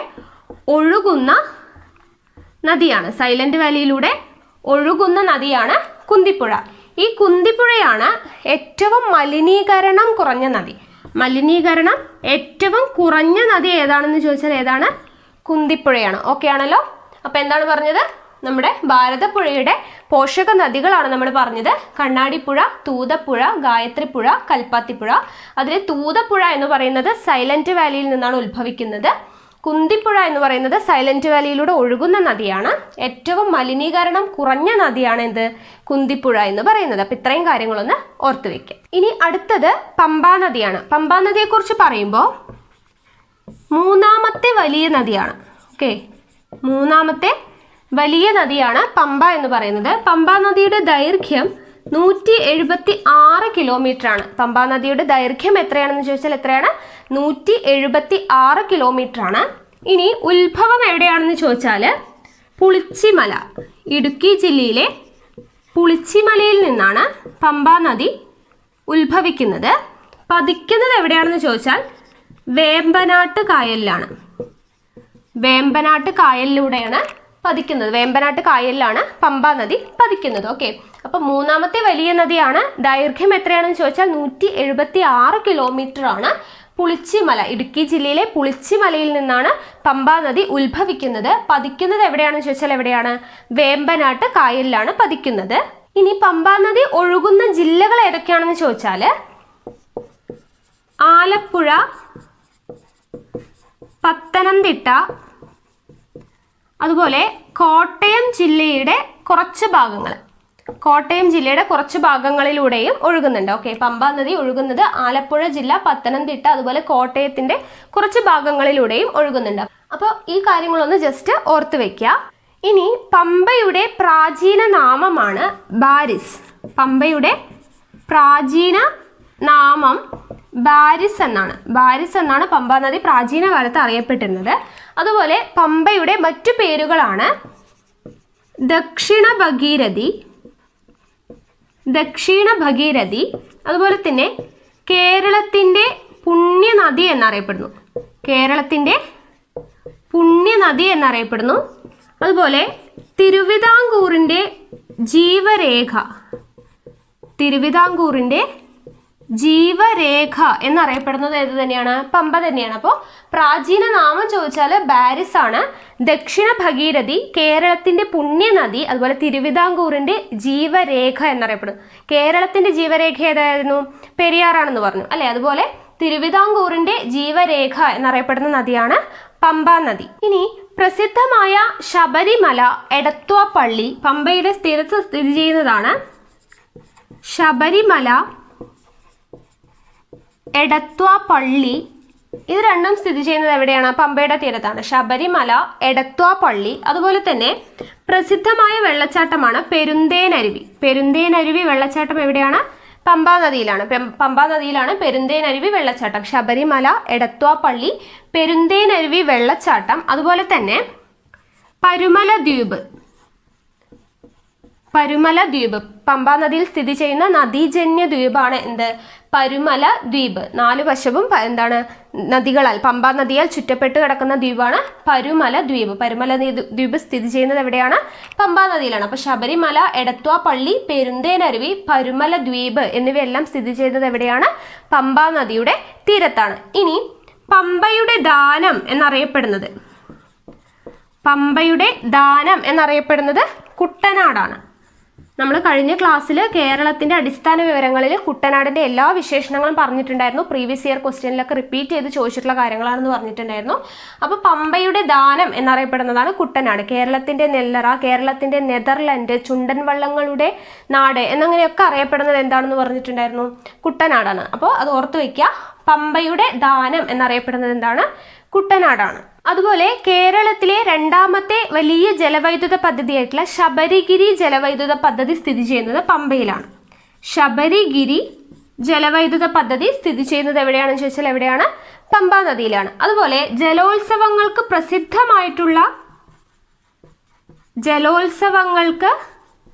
പ്രസിദ്ധമായ നദി ഏതാണെന്ന് ചോദിച്ചാൽ ഏതാണ്? പമ്പാ നദിയാണ്. ആറന്മുള ഉത്രട്ടാതി വള്ളംകളി, രാജീവ് ഗാന്ധി ട്രോഫി വള്ളംകളി, ചമ്പക്കുളം മൂലം വള്ളംകളി, അങ്ങനെ പ്രസിദ്ധമായിട്ടുള്ള ഒരുപാട് വള്ളംകളികൾ നടക്കുന്ന നദിയാണ് ഏത്? പമ്പാ നദി. പമ്പാ നദിയിൽ വെച്ചിട്ടാണ് ഈ വള്ളംകളികളൊക്കെ നടക്കുന്നത്. അതുകൊണ്ട് തന്നെ ജലോത്സവങ്ങൾക്ക് പ്രസിദ്ധമായ നദി എന്നറിയപ്പെടുന്നത് ഏതാണ്? പമ്പാ നദിയാണ്. ഓക്കെ ആണല്ലോ. അപ്പൊ ഇത്രയും കാര്യങ്ങളൊന്ന് ഓർത്ത് വെക്കുക. പ്രാചീന നാമം ചോദിച്ചാൽ ബാരിസ്, ദക്ഷിണ ഭഗീരഥി, കേരളത്തിന്റെ പുണ്യനദി, തിരുവിതാംകൂറിന്റെ ജീവരേഖ എന്നറിയപ്പെടുന്നു. എന്തൊക്കെയാണ് പമ്പാ നദിയിൽ സ്ഥിതി ചെയ്യുന്നത്? ശബരിമല, എടത്വാ പള്ളി, അതുപോലെ പെരുന്തേനരുവി വെള്ളച്ചാട്ടം, പരുമല ദ്വീപ്, അതുപോലെ ശബരിഗിരി ജലവൈദ്യുത പദ്ധതി, അതുപോലെ ജലോത്സവങ്ങൾക്ക് പ്രസിദ്ധമായിട്ടുള്ള നദിയാണ് പമ്പാ നദി എന്ന് പറഞ്ഞു. പമ്പയുടെ ദാനം എന്നറിയപ്പെടുന്നത് ഏതാണ്? കുട്ടനാടാണ്. ഇനി നമുക്ക് പോഷക നദികൾ ഏതൊക്കെയാണെന്ന് നോക്കാം. അപ്പോൾ പമ്പാ നദിയുടെ പോഷക നദികൾ നോക്കാം. കോഡ്: മണി പാമ്പായി വന്ന് കല്ലിന്മേൽ കക്കിയപ്പോൾ അച്ഛൻ വിരട്ടി. എന്താണ്? മണി പാമ്പായി വന്ന് കല്ലിന്മേൽ കക്കിയപ്പോൾ അച്ഛൻ വിരട്ടി. കക്കി എന്ന് പറഞ്ഞാൽ വൊമിറ്റ് ചെയ്യുക എന്നുള്ള മീനിങ്ങിലാണ്. ഇവിടെ പാമ്പായി വന്ന് എന്നുള്ളത് ഉദ്ദേശിച്ചത് പമ്പാ നദിയുടെ പോഷക നദിയാണ് എന്ന് കിട്ടാൻ വേണ്ടിയിട്ടാണ്. അപ്പോൾ ഏത് നദിയുടെ പോഷക നദിയാണെന്നുള്ളത് കോഡ് വായിക്കുമ്പോൾ നമുക്ക് അറിയാൻ വേണ്ടിയിട്ടാണ്. പാമ്പായി എന്നുള്ളതിൽ നിന്നും പമ്പയുടെ പോഷക നദിയാണെന്ന് ഓർത്ത് വെക്കുക. ദെൻ മണി എന്നുള്ളതിൽ നിന്നും മണിമലയാർ വന്ന് കല്ലിന്മേൽ, കല്ലിൻ എന്നുള്ളതിൽ നിന്നും കല്ലാർ, അതുപോലെ കക്കി എന്നുള്ളതിൽ നിന്നും കക്കിയാർ, അതുപോലെ അച്ഛൻ എന്നുള്ളതിൽ നിന്നും അച്ഛൻ കോവിലാർ, അതുപോലെ വിരട്ടി എന്നുള്ളതിൽ നിന്നും വരട്ടാർ. ഓക്കെ, അപ്പോൾ ഇതൊക്കെയാണ് പോഷക നദികൾ. പമ്പ നദിയുടെ പോഷക നദികൾ ഏതൊക്കെയാണ്? മണിമലയാർ, കല്ലാർ, കക്കിയാർ, അച്ഛൻ കോവിലാർ, വരട്ടാർ. ഇതൊക്കെയാണ് പോഷക നദികൾ. കോഡ് ഓർത്ത് വയ്ക്കുക. മണി പാമ്പായി വന്ന് കല്ലിന്മേൽ കക്കിയപ്പോൾ അച്ഛൻ വിരട്ടി. ഓർമ്മയുണ്ടാവുമല്ലോ. അപ്പോൾ എന്തായാലും ഈ പോഷക നദികളൊക്കെ പഠിച്ചു വയ്ക്കുക. ഇനി 1-2 പോയിന്റ്സ് നേരത്തെ പറയാൻ വിട്ടുപോയിട്ടുണ്ട്. അതെന്താണെന്ന് വെച്ചാൽ മാരാമൺ കൺവെൻഷൻ, അതായത് ക്രൈസ്തവ സമ്മേളനമായിട്ടുള്ള കേരളത്തിലെ ഏറ്റവും വലിയ ക്രൈസ്തവ സമ്മേളനമായിട്ടുള്ള മാരാമൺ കൺവെൻഷൻ നടക്കുന്നത് എവിടെയാണ്? പമ്പയുടെ തീരത്താണ്. മാരാമൺ കൺവെൻഷൻ. അതുപോലെ തന്നെ ഹിന്ദുമത സമ്മേളനമായിട്ടുള്ള ചെറുകോൽപ്പുഴ സമ്മേളനം. ഇത് രണ്ടും നടക്കുന്നത് എവിടെയാണ്? പമ്പയുടെ തീരത്ത് വെച്ചിട്ടാണ്. ക്രൈസ്തവ സമ്മേളനമായിട്ടുള്ള മാരാമൺ കൺവെൻഷൻ, അതുപോലെ ഹിന്ദുമത സമ്മേളനമായിട്ടുള്ള ചെറുകോൽപ്പുഴ സമ്മേളനം, ഇത് രണ്ടും നടക്കുന്നത് എവിടെയാണ്? പമ്പാ നദിയുടെ തീരത്താണ്. അതുപോലെ തന്നെ ശബരി ഡാം, കക്കാട് ഡാം എന്നിവ സ്ഥിതി ചെയ്യുന്നതും എവിടെ തന്നെയാണ്? പമ്പാ നദിയുടെ തീരത്ത് തന്നെയാണ്. ശബരി ഡാം, കക്കാട് ഡാം എന്നിവ സ്ഥിതി ചെയ്യുന്നതും പമ്പാ നദിയിലാണ്. അപ്പോൾ ഓർത്ത് വയ്ക്കുക. ഇമ്പോർട്ടൻ്റ് ആയിട്ടുള്ള കാര്യങ്ങൾ മാത്രമേ പറഞ്ഞിട്ടുള്ളൂ. അപ്പോൾ എന്തായാലും പഠിച്ചിരിക്കുക. ഇനി അടുത്ത നദിയാണ് ചാലിയാറിനെ കുറിച്ച് പറയുമ്പോൾ കേരളത്തിലെ നദികളിൽ വലിപ്പത്തിന്റെ അടിസ്ഥാനത്തിൽ 4ാമത്തെ സ്ഥാനം, 4ാമത്തെ വലിയ നദിയാണ് എന്ത്? ചാലിയാർ എന്ന് പറയുന്നത്. 4ാമത്തെ വലിയ നദിയാണ് ചാലിയാർ.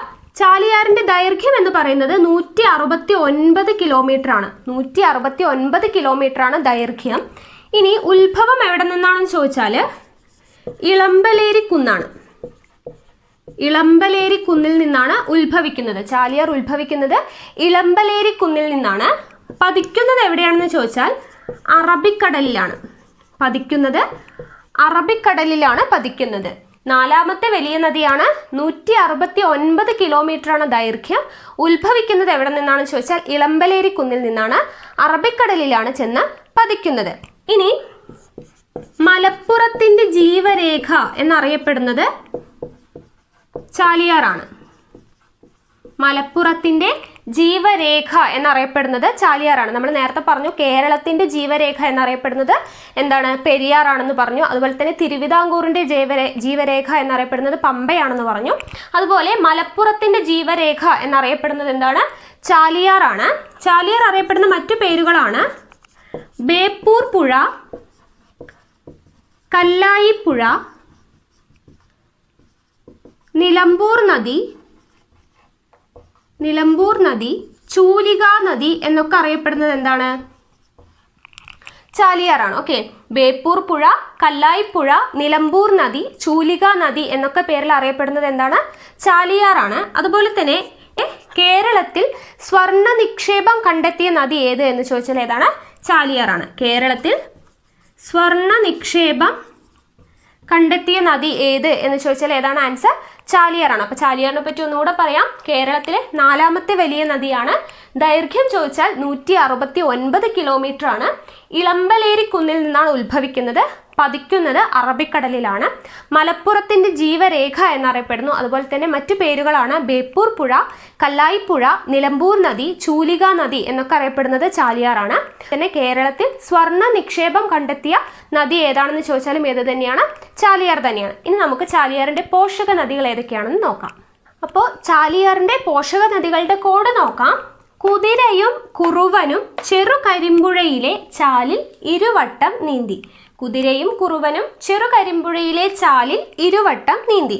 ഇതിലെ ചാലിൽ എന്നുള്ളതിൽ നിന്നാണ് നമ്മൾ എന്ത് മനസ്സിലാക്കുന്നത്? ചാലിയാറിന്റെ പോഷക നദികളാണ് നമ്മൾ പഠിക്കുന്നതെന്ന് മനസ്സിലാക്കുന്നത്. ചാലിയാറിന്റെ പോഷക നദികളാണ് ചാലിൽ എന്നുള്ളതിൽ നിന്ന് നമുക്ക് ഓർക്കാനായിട്ട് പറ്റും. ഇനി ഏതൊക്കെയാണ് പോഷക നദികൾ? ആദ്യത്തേത് കുതിരയും എന്നുള്ളതിൽ നിന്നും കുതിരപ്പുഴ, അതുപോലെ കുറുവൻ എന്നുള്ളതിൽ നിന്നും കുറുവൻ പുഴ, അതുപോലെ ചെറുകരിമ്പുഴയിലെ അതിലെ ചെറു എന്നുള്ളതിൽ നിന്നും ചെറുപുഴ, കരിമ്പുഴ അല്ലെ, കരിമ്പുഴ, ചാലിൽ ഇരുവട്ടം എന്നുള്ളതിൽ നിന്നും ഇരുവഴിഞ്ഞിപ്പുഴ. ഓക്കെ, അപ്പൊ ഇത്രയുമാണ് എന്ത് ചാലിയാറിന്റെ പോഷക നദികൾ എന്ന് പറയുന്നത്. ഏതൊക്കെയാണ്? കുതിരയും കുറുവനും ചെറുകരിമ്പുഴയിലെ ചാലിൽ ഇരുവട്ടം നീന്തി. ഇതാണ് നമ്മുടെ കോഡ് എന്ന് പറയുന്നത്. ഓർത്ത് വെക്കുക എന്തൊക്കെയാണ്? കുതിരപ്പുഴ, കുറുവൻ പുഴ, ചെറുപുഴ, കരിമ്പുഴ, ഇരുവഴിഞ്ഞിപ്പുഴ. അപ്പൊ ഇത്രയുമാണ് ചാലിയാറിന്റെ പോഷക നദി. ഇനി അടുത്തത് ചാലക്കുടി പുഴയാണ്. ചാലക്കുടി പുഴ. ചാലക്കുടി പുഴയെ പറ്റി പറയുമ്പോൾ കേരളത്തിലെ 5ാമത്തെ വലിയ നദിയാണ് എന്ത്? ചാലക്കുടി പുഴ. കേരളത്തിലെ 5ാമത്തെ വലിയ നദിയാണ് ചാലക്കുടി പുഴ. അതുപോലെ ചാലക്കുടി പുഴയുടെ ദൈർഘ്യം എത്രയാണെന്ന് ചോദിച്ചാൽ 145.5 കിലോമീറ്റർ ആണ്. 145.5 കിലോമീറ്റർ ആണ് എന്ത്? ചാലക്കുടി പുഴയുടെ ദൈർഘ്യം എന്ന് പറയുന്നത്. ഇനി ഉത്ഭവം എവിടെ നിന്നാണെന്ന് ചോദിച്ചാൽ ആനമല. ആനമലയിൽ നിന്നാണ് ചാലക്കുടി പുഴ ഉത്ഭവിക്കുന്നത്. പതനം എവിടെയാണെന്ന് ചോദിച്ചാൽ പെരിയാർ. പെരിയാറിലാണ് ചാലക്കുടി പുഴ പതിക്കുന്നത്. അപ്പോൾ 5ാമത്തെ വലിയ നദിയാണ്. ദൈർഘ്യം 145.5 കിലോമീറ്റർ ആണ്. ഉത്ഭവം എവിടെ നിന്നാണ്? ആനമലയിൽ നിന്നാണ്. പതിക്കുന്നത് പെരിയാറിലാണ്. ഇനി കേരളത്തിൽ ഏറ്റവും കൂടുതൽ ജൈവ വൈവിധ്യമുള്ളത് അതുപോലെ തന്നെ മത്സ്യവൈവിധ്യമുള്ള നദി ഏത് എന്ന് ചോദിച്ചാൽ ഏത് തന്നെയാണ്? ചാലക്കുടി പുഴ തന്നെയാണ്. ജൈവ വൈവിധ്യം, കേരളത്തിൽ ഏറ്റവും അധികം ജൈവ വൈവിധ്യമുള്ളതും അതുപോലെ തന്നെ മത്സ്യവൈവിധ്യമുള്ള നദി ഏത് എന്ന് ചോദിച്ചാൽ ഏത് തന്നെയാണ്? ചാലക്കുടി പുഴ തന്നെയാണ്. ഇനി ചാലക്കുടി പുഴയിൽ സ്ഥിതി ചെയ്യുന്ന പ്രസിദ്ധമായ വെള്ളച്ചാട്ടമാണ് ആതിരപ്പള്ളി വെള്ളച്ചാട്ടം. കേരളത്തിലെ ഏറ്റവും വലിയ വെള്ളച്ചാട്ടമാണ് ആതിരപ്പള്ളി വെള്ളച്ചാട്ടം. കേരളത്തിലെ ഏറ്റവും വലിയ വെള്ളച്ചാട്ടമായ ആതിരപ്പള്ളി വെള്ളച്ചാട്ടം സ്ഥിതി ചെയ്യുന്നത് അതുപോലെ തന്നെ വാഴച്ചാൽ, പെരിങ്ങൽകുത്ത് എന്നിവ സ്ഥിതി ചെയ്യുന്നതും എവിടെ തന്നെയാണ്? ചാലക്കുടി പുഴയിൽ തന്നെയാണ്. ആതിരപ്പള്ളി വെള്ളച്ചാട്ടം അതുപോലെ വാഴച്ചാൽ, പെരിങ്ങൽകുത്ത് എന്നിവ സ്ഥിതി ചെയ്യുന്നത് എവിടെയാണ്? ചാലക്കുടി പുഴയിലാണ്. അപ്പോൾ ഇത്രയും കാര്യങ്ങളൊന്ന് ഓർത്ത് വയ്ക്കുക. നമ്മളിനി പോഷക നദികൾ ഏതൊക്കെയാണെന്ന് നോക്കാം. അപ്പോൾ നോക്കാം, ചാലക്കുടി പുഴയുടെ പോഷക നദികളുടെ കോഡാണ് ചാലക്കുടി പറമ്പിൽ ഷോ കാണിച്ച കുട്ടി കുഴിയിൽ വീണു. ഇതാണ് നമ്മുടെ കോഡ്. ഇതിലെ ചാലക്കുടി എന്നുള്ളതിൽ നിന്നും ചാലക്കുടി പുഴയുടെ പോഷക നദികളാണ് നമ്മൾ പറയുന്നതെന്ന് മനസ്സിലാക്കാനായിട്ട് പറ്റും. ഇനി പറമ്പിൽ എന്നുള്ളതിൽ നിന്നും പറമ്പിക്കുളം, അതുപോലെ ഷോ എന്നുള്ളതിൽ നിന്നും ഷോളയാർ, കുട്ടി എന്നുള്ളതിൽ നിന്നും കുരിയാർ കുട്ടിയാർ. ഇതാണ് ചാലക്കുടി പുഴയുടെ പോഷക നദികൾ. ഏതൊക്കെയാണ്? പറമ്പിക്കുളം, ഷോളയാർ, കുരിയാർ കുട്ടിയാർ. ഇത് 3 പ്രധാനപ്പെട്ട പോഷക നദികൾ ചാലക്കുടി പുഴയുടേത്. അപ്പോൾ കോഡ് എല്ലാവരും ഓർത്തിരിക്കുക. ചാലക്കുടി പറമ്പിൽ ഷോ കാണിച്ച കുട്ടി കുഴിയിൽ വീണു. ഇതാണ് നമ്മുടെ കോഡ്. പറമ്പിക്കുളം, ഷോളയാർ, കുരിയാർ കുട്ടിയാർ. ഇതാണ് പ്രധാനപ്പെട്ട പോഷക നദികൾ ചാലക്കുടി പുഴയുടെ. അതുപോലെ ഒരു പോയിന്റ് കൂടെ ഓർത്ത് വയ്ക്കുക. ചാലക്കുടി പുഴയുടെ തീരത്താണ്, അതായത് ഓക്സ്ബോ ലേക്ക് ചാലക്കുടി പുഴയിൽ സ്ഥിതി ചെയ്യുന്നതാണ്. കേരളത്തിലെ ഒരേ ഒരു ഓക്സ്ബോ ലേക്ക് ആയിട്ടുള്ള വൈന്തല തടാകം. എന്താണ്? വൈന്തല തടാകം സ്ഥിതി ചെയ്യുന്നത് എവിടെയാണ്? ചാലക്കുടി പുഴയിലാണ്. അതുകൂടെ ഒന്ന് ഓർത്ത് വെക്കാം. അപ്പോൾ ഇത്രയും കാര്യങ്ങളാണ് ഇന്നത്തെ വീഡിയോയിൽ ഉൾപ്പെടുത്തിയിരിക്കുന്നത്. ഇനിയും കൂടുതൽ നദികളെ പറ്റി പഠിക്കാനുണ്ട്. അത് നമ്മൾ അടുത്ത വീഡിയോ ആയിട്ട് ചെയ്യുന്നതായിരിക്കും. അപ്പോൾ എല്ലാവർക്കും ഈ വീഡിയോ യൂസ്ഫുൾ ആയി എന്ന് വിചാരിക്കുന്നു. ഇഷ്ടമായെങ്കിൽ ലൈക്ക് ചെയ്യുക, ഷെയർ ചെയ്യുക. നിങ്ങളുടെ സജഷൻസ് എന്തെങ്കിലും ഉണ്ടെങ്കിൽ കമൻറ്റ് ബോക്സിൽ രേഖപ്പെടുത്തുക. കൂടുതൽ വീഡിയോസിനായി ചാനൽ സബ്സ്ക്രൈബ് ചെയ്യുക. അപ്പോൾ ആദ്യത്തെ നദി നോക്കാം. നമ്മൾ ആദ്യം പറയുന്നത് തെക്കേ അറ്റത്തുള്ള നദി. കേരളത്തിൻ്റെ തെക്കേ അറ്റത്തുള്ള നദിയാണ് എന്ത്? നെയ്യാർ. കേരളത്തിൻ്റെ തെക്കേ അറ്റത്തുള്ള തെക്കു ഭാഗത്തുള്ള നദിയാണ് എന്ത്? നെയ്യാർ. നെയ്യാറിനെ കുറിച്ച് പറയുമ്പോൾ നെയ്യാറിൻ്റെ ദൈർഘ്യം പഠിച്ചു വെക്കണം. 56 കിലോമീറ്റർ ആണ് നെയ്യാറിൻ്റെ ദൈർഘ്യം എന്ന് പറയുന്നത്. നെയ്യാറിൻ്റെ ദൈർഘ്യം എത്രയാണ്?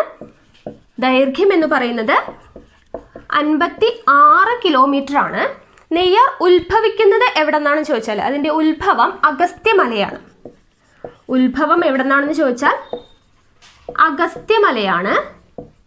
അതുപോലെ നെയ്യാർ പതിക്കുന്നത് എവിടെയാണ്? പതനം എവിടെയാണെന്ന് ചോദിച്ചാൽ അറബിക്കടലിലാണ്. ഓക്കെ, അപ്പോൾ ഉത്ഭവം അഗസ്ത്യമലയും പതനം അറബിക്കടലിലുമാണ്. അപ്പോൾ കേരളത്തിൻ്റെ ഏറ്റവും തെക്കേ അറ്റത്തുള്ള നദിയാണ് എന്ത്? നെയ്യാർ എന്ന് പറയുന്നത്. നെയ്യാറിൻ്റെ ദൈർഘ്യം 56 കിലോമീറ്റർ ആണ്. ഉത്ഭവം അഗസ്ത്യമലയാണ്. പതിക്കുന്നത് എവിടെയാണ്? അറബിക്കടലിലാണ് പതിക്കുന്നത്. ഇനി നെയ്യാറിനെ കുറിച്ച് പറയാനുള്ള 2 പോയിന്റ്സ്. നെയ്യാറിൽ സ്ഥിതി ചെയ്യുന്നത് എന്തൊക്കെയാണ്? നെയ്യാറിൽ എന്തൊക്കെയാണ് സ്ഥിതി ചെയ്യുന്നതെന്ന് ചോദിച്ചാൽ നെയ്യാർ ഡാം, അതുപോലെ തന്നെ മരക്കുന്നം ദ്വീപ്. ഓക്കെ, നെയ്യാർ ഡാമും മരക്കുന്നം ദ്വീപും സ്ഥിതി ചെയ്യുന്നത് എവിടെയാണ്? നെയ്യാറിലാണ്. നെയ്യാർ ഡാം അതുപോലെ തന്നെ മരക്കുന്നം ദ്വീപ് സ്ഥിതി ചെയ്യുന്നത് എവിടെയാണ്?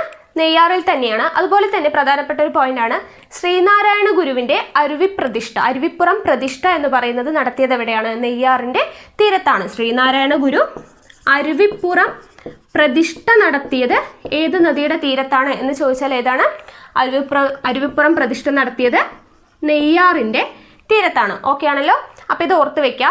പിന്നെ നെയ്യാറിന്റെ പ്രധാനപ്പെട്ട പോഷക നദികളാണ് കല്ലാറും കരവലിയാറും. ഓക്കെ, കല്ലാർ, കരവലിയ, ഇത് രണ്ടും നെയ്യാറിന്റെ പോഷക നദികളാണ്. അപ്പൊ ഇത്രയും കാര്യങ്ങൾ ഓർത്ത് വെക്കുക. കേരളത്തിന്റെ ഏറ്റവും തെക്കേ അറ്റത്തുള്ള നദിയാണ് നെയ്യാർ എന്ന് പറയുന്നത്. നെയ്യാറിന്റെ ദൈർഘ്യം 56 കിലോമീറ്റർ ആണ്. ഉത്ഭവം എവിടെ നിന്നാണെന്ന് ചോദിച്ചാൽ അഗസ്ത്യമലയിൽ നിന്നാണ് നെയ്യാറിന്റെ ഉത്ഭവം. നെയ്യാർ ചെന്ന് പതിക്കുന്നത് എവിടെയാണെന്ന് ചോദിച്ചാൽ എവിടെയാണ്? അറബിക്കടലിലാണ്. അതുപോലെ നെയ്യാർ ഡാം, മരക്കുന്നം ദ്വീപ് എന്നിവ സ്ഥിതി ചെയ്യുന്നത് എവിടെയാണ്? നെയ്യാറിലാണ്. അരുവിപ്പുറം പ്രതിഷ്ഠ, ശ്രീനാരായണ ഗുരു അരുവിപ്പുറം പ്രതിഷ്ഠ നടത്തിയത് ഏത് നദിയുടെ തീരത്താണ് എന്ന് ചോദിച്ചാൽ എന്താണ് ആൻസർ? നെയ്യാർ നദിയാണ്. അതുപോലെ കല്ലാർ, കരവലിയാർ എന്നിവയാണ് നെയ്യാറിന്റെ പ്രധാന പോഷക നദികൾ. ഇനി നമുക്ക് വടക്കേ അറ്റത്തുള്ള നദി ഏതാണെന്ന് നോക്കാം. അപ്പോൾ കേരളത്തിന്റെ ഏറ്റവും വടക്കേ അറ്റത്തെ നദിയാണ് മഞ്ചേശ്വരം പുഴ. എന്താണ്? മഞ്ചേശ്വരം പുഴ. മഞ്ചേശ്വരം പുഴയാണ് കേരളത്തിന്റെ ഏറ്റവും വടക്കേ അറ്റത്തെ. ഇത് നമ്മൾ തെക്കേ അറ്റത്തുള്ള നദിയും വടക്കേ അറ്റത്തെ നദിയും ഒക്കെ നമ്മൾ കേരളത്തിന്റെ അടിസ്ഥാന വിവരങ്ങളുടെ ക്ലാസ്സിൽ പറഞ്ഞിട്ടുണ്ട്. അപ്പൊ നോക്കാം, കേരളത്തിന്റെ വടക്കേ അറ്റത്തെ നദിയാണ് മഞ്ചേശ്വരം പുഴ. അതുപോലെ തന്നെ കേരളത്തിലെ ഏറ്റവും വലിയ നദി പെരിയാറാണെന്ന് പറഞ്ഞു. കേരളത്തിലെ ഏറ്റവും ചെറിയ നദി കൂടിയാണ് എന്ത്? മഞ്ചേശ്വരം പുഴ. അപ്പൊ കേരളത്തിലെ ഏറ്റവും ചെറിയ നദി ചോദിച്ചാലും വടക്കേ അറ്റത്തുള്ള നദി ചോദിച്ചാലും എന്ത് തന്നെയാണ്? മഞ്ചേശ്വരം പുഴ തന്നെയാണ്. അപ്പോൾ കേരളത്തിലെ ഏറ്റവും ചെറിയ നദിയാണ്, അതുപോലെ തന്നെ ഏറ്റവും വടക്കേ അറ്റത്തുള്ള നദി കൂടിയാണ്. ഇനി മഞ്ചേശ്വരം പുഴയുടെ ദൈർഘ്യം എത്രയാണെന്ന് ചോദിച്ചാൽ 16 കിലോമീറ്റർ ആണ്. 16 കിലോമീറ്റർ ആണ് മഞ്ചേശ്വരം പുഴയുടെ ദൈർഘ്യം എന്ന് പറയുന്നത്. ഇനി മഞ്ചേശ്വരം പുഴയുടെ ഉത്ഭവം എവിടെ നിന്നാണെന്ന് ചോദിച്ചാൽ ബാലപ്പൂണി കുന്നുകളിൽ നിന്നാണ് മഞ്ചേശ്വരം പുഴയുടെ ഉത്ഭവം എവിടെ നിന്നാണ്? ബാലപ്പൂണി കുന്നുകളാണ്. ഇനി പതിക്കുന്നത് എവിടെയാണെന്ന് ചോദിച്ചാൽ, മഞ്ചേശ്വരം പുഴ പതിക്കുന്നത് എവിടെയാണെന്ന് ചോദിച്ചാൽ ഉപ്പളക്കായലിലാണ്. ഉപ്പളക്കായൽ കേരളത്തിലെ ഏറ്റവും വടക്കേ അറ്റത്തെ കായലാണ് ഉപ്പളക്കായൽ. ഉപ്പളക്കായലിലാണ് എന്ത് പതിക്കുന്നത്? മഞ്ചേശ്വരം പുഴ പതിക്കുന്നത്. അപ്പോൾ ഉപ്പളക്കായലിലാണ് പതിക്കുന്നത്. ഉത്ഭവം എവിടെ നിന്നാണെന്ന് ചോദിച്ചാൽ എവിടെയാണ്? ബാലപ്പൂണി കുന്നുകളിൽ നിന്നാണ് ഉത്ഭവിക്കുന്നത്. അപ്പോൾ ഇത്രയും കാര്യങ്ങൾ ഓർത്തു വെച്ചാൽ മതി. കേരളത്തിന്റെ ഏറ്റവും വടക്കേ അറ്റത്തെ നദിയാണ് മഞ്ചേശ്വരം പുഴ. കേരളത്തിലെ ഏറ്റവും ചെറിയ നദി ഏതാണെന്ന് ചോദിച്ചാലും ഏത് തന്നെയാണ്? മഞ്ചേശ്വരം പുഴ തന്നെയാണ്. ദൈർഘ്യം ഓർത്തു വെക്കുക, 16 കിലോമീറ്റർ ആണ്. ഏറ്റവും ചെറിയ നദിയാണ്. ദൈർഘ്യം 16 കിലോമീറ്റർ ആണ്. ഉത്ഭവം എവിടെ നിന്നാണ്? ബാലപ്പൂണി കുന്നുകളിൽ നിന്നാണ് മഞ്ചേശ്വരം പുഴ ഉത്ഭവിക്കുന്നത്. പതിക്കുന്നത് എവിടെയാണ്? ഉപ്പളക്കായലിലാണ് പതിക്കുന്നത്. ഇനി അടുത്തത് നമ്മൾ നോക്കാൻ പോകുന്നത് കിഴക്കോട്ടൊഴുകുന്ന നദികളാണ്. കിഴക്കോട്ടൊഴുകുന്ന നദികൾ ഏതൊക്കെയാണെന്ന് നമ്മൾ കഴിഞ്ഞ ക്ലാസ്സിൽ പറഞ്ഞിട്ടുണ്ടായിരുന്നു. ഏതൊക്കെയാണ്? കബനി, ഭവാനി, പാമ്പാർ എന്നീ 3 നദികളാണ് കിഴക്കോട്ടൊഴുകുന്നത്. അവ 3ഉം കാവേരിയുടെ പോഷക നദികളാണ് എന്ന് നമ്മൾ കഴിഞ്ഞ ക്ലാസ്സിൽ പറഞ്ഞിട്ടുണ്ടായിരുന്നു. അപ്പൊ ആ 3 നദികളെ കുറിച്ചിട്ടാണ് പറയുന്നത്. കിഴക്കോട്ടൊഴുകുന്നവയിൽ ഏറ്റവും നീളം കൂടിയ നദിയാണ് കബനി. കിഴക്കോട്ടൊഴുകുന്നവയിൽ ഏറ്റവും നീളം കൂടിയ നദി. ഓക്കെ, കിഴക്കോട്ടൊഴുകുന്നവയിൽ ഏറ്റവും നീളം കൂടിയ നദിയാണ് കബനി നദി. കബനിയുടെ ദൈർഘ്യം എന്ന് പറയുന്നത് 57 കിലോമീറ്റർ ആണ്. കബനി നദിയുടെ ദൈർഘ്യം എത്രയാണ്? 57 കിലോമീറ്റർ ആണ്. ഇനി കബനി നദിയുടെ ഉത്ഭവം എന്ന് പറയുന്നത് തൊണ്ടാർമുടി, വയനാട് ജില്ലയിലെ തൊണ്ടാർമുടിയിൽ നിന്നാണ്. വയനാട് ജില്ലയിലെ തൊണ്ടാർമുടിയിൽ നിന്നാണ് കബനി നദി ഉത്ഭവിക്കുന്നത്. പതിക്കുന്നത് എവിടെയാണ്? കാവേരി നദിയിൽ, അല്ലെ? കാവേരിയുടെ പോഷക നദിയാണ്. അപ്പൊ പതനം എന്ന് പറയുന്നത് കാവേരിയിലാണ്. തൊണ്ടാർമുടിയിൽ നിന്നാണ്, വയനാട് ജില്ലയിലെ തൊണ്ടാർമുടിയിൽ നിന്നാണ് ഉത്ഭവിക്കുന്നത്. പതിക്കുന്നത് എവിടെയാണ്? കാവേരി നദിയിലാണ് പതിക്കുന്നത്. ഇനി 2 കാര്യങ്ങൾ ഓർത്ത് വെക്കുക. കേരളത്തിലെ ഏറ്റവും വലിയ നദീജന്യ ദ്വീപായ കുറുവ ദ്വീപ്. ഓക്കെ, കുറുവ ദ്വീപ്, അതുപോലെ തന്നെ കുറുവ ദ്വീപ്, അതുപോലെ കേരളത്തിലെ ഏറ്റവും വലിയ അണക്കെട്ട് മണൽ അണക്കെട്ട് എന്നറിയപ്പെടുന്നത്, അല്ലെങ്കിൽ ഇന്ത്യയിലെ ഏറ്റവും വലിയ മണൽ അണക്കെട്ട് എന്നറിയപ്പെടുന്ന ബാണാസുര സാഗർ ഡാം സ്ഥിതി ചെയ്യുന്നത് എവിടെയാണ്? കബനി നദിയിലാണ്. ബാണാസുര സാഗർ ഡാം സ്ഥിതി ചെയ്യുന്നതും എവിടെ തന്നെയാണ്? കബനി നദിയിലാണ്. അപ്പോൾ കേരളത്തിലെ ഏറ്റവും വലിയ നദീജന്യ ദ്വീപായിട്ടുള്ള കുറുവ ദ്വീപ്, അതുപോലെ തന്നെ കേരളത്തിലെ ഏറ്റവും വലിയ മണൽ അണക്കെട്ട് അല്ലെങ്കിൽ ഇന്ത്യയിലെ ഏറ്റവും വലിയ മണൽ അണക്കെട്ട് എന്ന് പറയുന്ന ബാണാസുര സാഗർ ഡാം സ്ഥിതി ചെയ്യുന്നതും എവിടെ തന്നെയാണ്? കബനി നദിയിൽ തന്നെയാണ്. അപ്പോൾ എന്തൊക്കെയാണ് പറഞ്ഞത്? കിഴക്കോട്ടൊഴുകുന്നവയിൽ ഏറ്റവും നീളം കൂടിയ നദിയാണ് കബനി നദി. അതിൻ്റെ ദൈർഘ്യം എന്ന് പറയുന്നത് 57 കിലോമീറ്റർ ആണ്. തൊണ്ടാർമുടി, വയനാട് ജില്ലയിലെ തൊണ്ടാർമുടിയിൽ നിന്നുമാണ് കബനി നദി ഉത്ഭവിക്കുന്നത്. കാവേരി നദിയിലാണ് ചെന്ന് പതിക്കുന്നത്.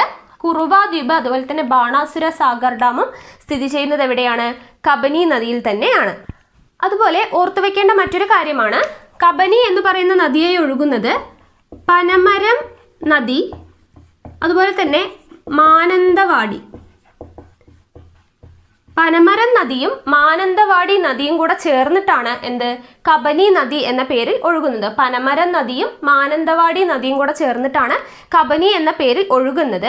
അതുപോലെ തന്നെ ഓർത്തു വെക്കുക, കേരളത്തിൽ നിന്നും ഉത്ഭവിച്ച് കർണാടകത്തിൽ ചെന്ന് പതിക്കുന്ന നദി ഏത് എന്ന് ചോദിച്ചാൽ ഏതാണ്?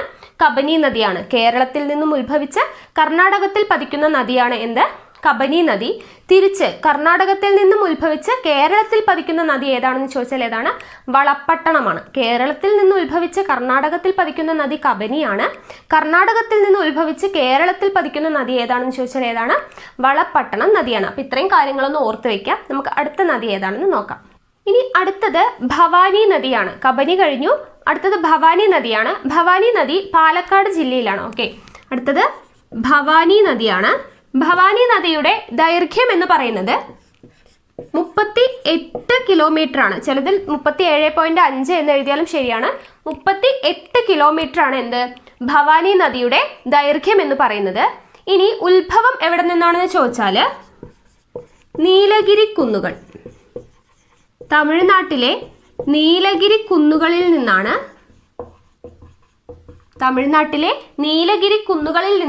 ഭവാനി നദി ഉത്ഭവിക്കുന്നത്. ഇനി പതിക്കുന്നത് എവിടെയാണ്? അറിയാലോ, കാവേരി നദി അല്ലേ? കാവേരിയുടെ പോഷക നദികളാണ് നമ്മൾ പറയുന്നത്. അപ്പോൾ കാവേരി നദിയിലാണ് പതിക്കുന്നത്. 38 കിലോമീറ്റർ ആണ് ദൈർഘ്യം എന്ന് പറഞ്ഞു. നീലഗിരി കുന്നുകൾ, തമിഴ്നാട്ടിലെ നീലഗിരി കുന്നുകളിൽ നിന്നാണ് ഉത്ഭവിക്കുന്നത്. അപ്പോൾ ഇവിടെ നിന്നൊരു പോയിന്റ് കിട്ടും. തമിഴ്നാട്ടിൽ നിന്നും ഉത്ഭവിച്ച് കേരളത്തിൽ പതിക്കുന്ന, കേരളത്തിലേക്ക് ഒഴുകുന്ന നദി ഏത് എന്ന് ചോദിച്ചാൽ ഏതാണ്? ഭവാനിയാണ്. ഓക്കെ, തമിഴ്നാട്ടിലെ നീലഗിരി കുന്നുകളിൽ നിന്നാണ് ഉത്ഭവിക്കുന്നതെന്ന് പറഞ്ഞു. അപ്പോൾ തമിഴ്നാട്ടിൽ നിന്ന് ഉത്ഭവിച്ച് കേരളത്തിലേക്ക് ഒഴുകുന്ന നദി ഏത് എന്ന് ചോദിച്ചാൽ ഏതാണ്?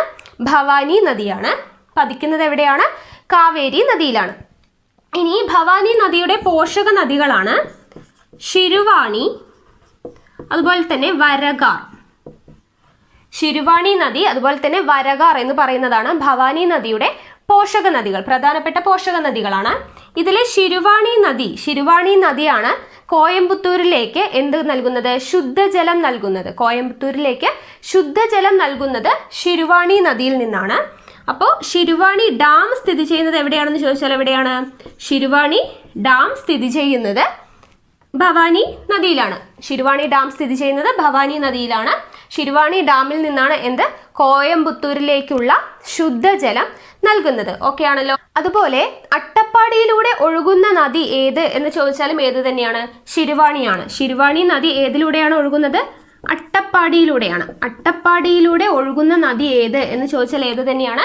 ശിരുവാണിയാണ്. അപ്പോൾ കോയമ്പത്തൂരിലേക്ക് ശുദ്ധജലം എത്തിക്കുന്നത് ഏതാണ്? ശിരുവാണി ഡാമിൽ നിന്നാണ് ശുദ്ധജലം എത്തിക്കുന്നത്. അതുപോലെ അട്ടപ്പാടിയിലൂടെ ഒഴുകുന്ന നദിയാണ് ഏത്? ശിരുവാണി നദി എന്ന് പറയുന്നത്. ഇനി ഭവാനി നദിയിലെ പ്രധാന അണക്കെട്ടുകൾ ഏതൊക്കെയാണ് എന്ന് ചോദിച്ചാൽ, ഒന്ന് ഭവാനി സാഗർ ഡാം, അതുപോലെ കൊടിവേരി ഡാം, പിന്നെ നമ്മൾ നേരത്തെ പറഞ്ഞു എന്ത്? ശിരുവാണി ഡാം. അപ്പോൾ Siruvani dam, Bhavani Sagar dam, Kodiveri dam, ഈ 3 പ്രധാനപ്പെട്ട അണക്കെട്ടുകളാണ് എവിടെ സ്ഥിതി ചെയ്യുന്നത്? ഭവാനി നദിയിൽ സ്ഥിതി ചെയ്യുന്നത്. അപ്പോൾ ഇത്രയും കാര്യങ്ങളൊന്ന് ഓർത്തിരിക്കുക. ഭവാനി നദി കിഴക്കോട്ട് ഒഴുകുന്നവയിൽ രണ്ടാമത്തെ നദിയാണ്. 38 കിലോമീറ്റർ ആണ് ദൈർഘ്യം എന്ന് പറഞ്ഞു. നീലഗിരി കുന്നുകൾ, തമിഴ്നാട്ടിലെ നീലഗിരി കുന്നുകളിൽ നിന്നാണ് ഉത്ഭവിക്കുന്നത്. പതിക്കുന്നത് കാവേരി നദിയിലാണ്. ശിരുവാണി, വരകാർ എന്നിവയാണ് പ്രധാനപ്പെട്ട പോഷക നദികൾ. അതിലെ ശിരുവാണി ഡാമിൽ നിന്നാണ് കോയമ്പത്തൂരിലേക്ക് ശുദ്ധജലം എത്തിക്കുന്നത്. അട്ടപ്പാടിയിലൂടെ ഒഴുകുന്ന നദി ഏത് എന്ന് ചോദിച്ചാൽ ഏതാണ് ആൻസർ? ശിരുവാണിയാണ്. പ്രധാനപ്പെട്ട അണക്കെട്ടുകൾ, ഭവാനി നദിയിൽ ഉള്ള പ്രധാനപ്പെട്ട അണക്കെട്ടുകൾ ഏതൊക്കെയാണെന്ന് ചോദിച്ചാൽ ഭവാനി സാഗർ ഡാം, കൊടിവേരി ഡാം, അതുപോലെ തന്നെ ശിരുവാണി ഡാം. അപ്പൊ ഇത്രയും കാര്യങ്ങളൊന്ന് ഓർത്തു വെക്കുക. ഇനി അടുത്തത്, കിഴക്കോട്ടൊഴുകുന്നവയിൽ ഏറ്റവും ചെറിയ നദിയാണ് പാമ്പാർ. കിഴക്കോട്ടൊഴുകുന്നവയിൽ ഏറ്റവും ചെറിയ നദിയാണ് പാമ്പാർ എന്ന് പറയുന്നത്.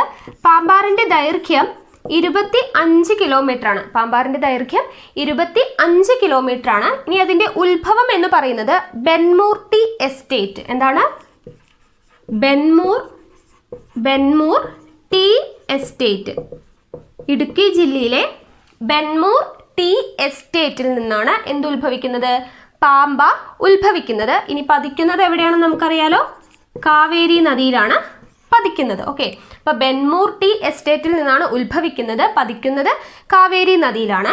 ഇനി പാമ്പാർ നദിയുടെ മറ്റു പേരുകളാണ് തലയാർ, സർപ്പനദി. ഓക്കെ, സർപ്പം എന്ന് വെച്ചാൽ പാമ്പ് എന്ന് ഓർക്കുക. പാമ്പാർ, സർപ്പം, തല, പാമ്പിന്റെ തല, അങ്ങനെ ഓർത്ത് വയ്ക്കുക.